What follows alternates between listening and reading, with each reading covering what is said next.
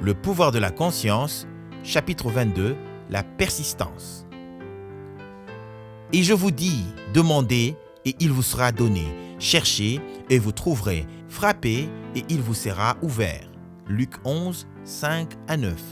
Demandez, chercher et frapper signifie assumer la conscience d'avoir ce que vous désirez. Ainsi, les Écritures vous disent que vous devez persister dans l'éveil de la conscience que votre souhait est déjà exaucé. La promesse est claire que si vous êtes impudent en supposant que vous avez déjà ce que vos sens nient, cela vous sera donné. Votre désir sera réalisé. La Bible enseigne la nécessité de la persistance en utilisant de nombreuses histoires.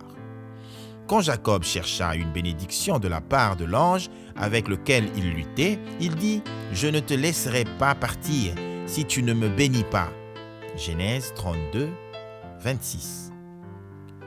La même idée est exprimée dans un autre passage.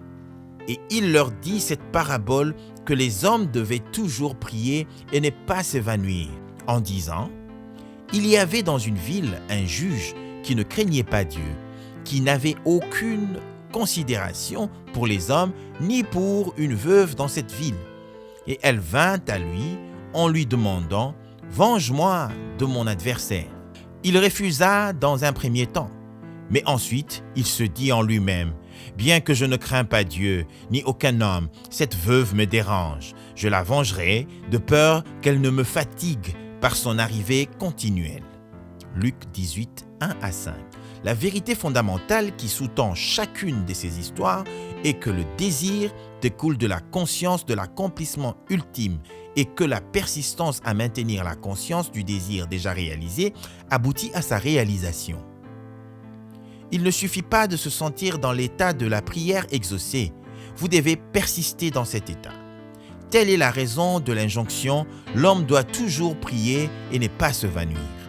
Ici, prier signifie rendre grâce d'avoir déjà ce que vous désirez. Seule la persistance dans la supposition du souhait réalisé peut provoquer ces changements subtils dans votre esprit qui entraînent le changement souhaité dans votre vie.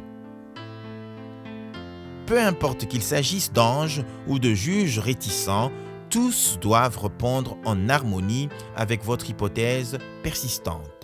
Lorsqu'il apparaît que des personnes dans votre vie n'agissent pas envers vous comme vous le souhaitez, ce n'est pas en raison de leur réticence, mais d'un manque de persistance dans votre conception de votre vie déjà telle que vous la souhaitez. Votre hypothèse, pour être efficace, ne peut pas être un simple acte isolé. Ce doit être une attitude maintenue du souhait réalisé. C'est la fréquence et non la durée qui la rend naturelle. Ce vers quoi vous revenez constamment constitue votre vrai moi. Ressentir fréquemment le sentiment du souhait réalisé est le secret du succès.